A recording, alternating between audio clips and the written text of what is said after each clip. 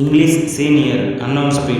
Replying to the debate, the Prime Minister said, "My approach to the language question is not the approach of those worthy colleagues of ours whom I would call the Hindi enthusiasts, nor is it is the approach of other colleagues who are the English enthusiasts. I am an enthusiast of both English and Hindi. When I say Hindi, I mean the Indian languages. I do not see any real conflict between the languages. In the course of the debate, many aspects of the language issue have been referred to. In the case of language, the major change that has come over India is that the medium of instruction in schools is now the language of the state. English is certainly used in education, especially in the universities, but the instruction in the regional language is a big break linguistically from the past. You can therefore record English only as a secondary language, a compulsory secondary language if you like, a highly important language, but a language which is not the medium of instruction. It is learned as a foreign language. That is inevitable and also right.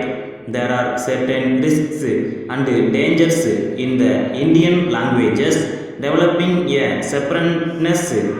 We should fight any such tendency, but in fighting it, we should try not to come in the way of their development. We should encourage their fullest development. I believe it is through such development that the languages can come together. We shall get over the danger of linguistic separatism as long as we encourage the right tendencies and one language group does not try to impose its will on other groups. Take Hindi. Hindi is at present objected to by many people in the south. Why? Because of a feeling of imposition and not because they are against Hindi. As a matter of fact, there are vast numbers of people in the south learning Hindi and learning it very well. Hindi is progressing there, but the moment you talk of any kind of imposition, they get angry quite rightly. Therefore, all talk of imposition must go. I should go further and tell the people of the south that if they do not want to learn Hindi, let them not learn Hindi. Let us adopt this approach if they desire so, and thereby we will gradually bring them nearer. I repeat that the big thing that has happened in India is that the medium of instruction has changed from English to the regional languages. It is right and essential for our education to be in the regional languages if we have to deal with the masses of our people. I have said I am partial to language, but I am also partial to the masses of this country. I cannot forget that we have to carry 400 million people and we cannot carry them philosophically, emotionally, or practically in any way except through your language.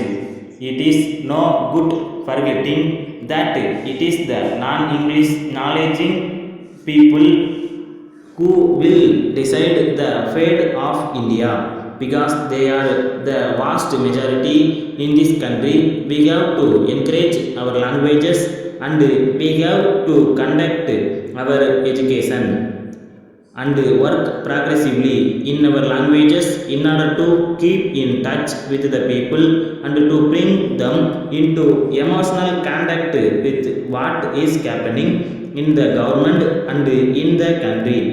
Our constitution laid it down that Hindi should develop progressively. We took that decision not because Hindi is better or more powerful than the other languages, but the certain very practical reasons. I believe that this should be done. I suggest two things. Firstly, as I have said, there must be no imposition. Secondly, for an indefinite period, I do not know how long I would have English as an associate additional language which can be used for official purposes. Letter from Krishna and Company, 3 Anna Salai, Madras to Mrs. Rama and Company, 10 Car Street, Tiruchirappalli. Dear Sirs, we are in receipt of your letter of the 3rd March.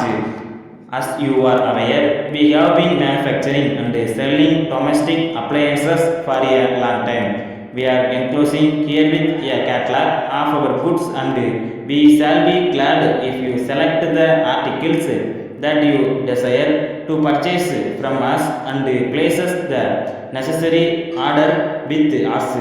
We assure you that on receipt of your order, we shall take necessary steps to supply them to you at an early date. Normally, the goods will be supplied to you within 2 weeks from the date of receipt of order. As a special case, we shall try to supply you the goods required within a week from the date of receipt of order.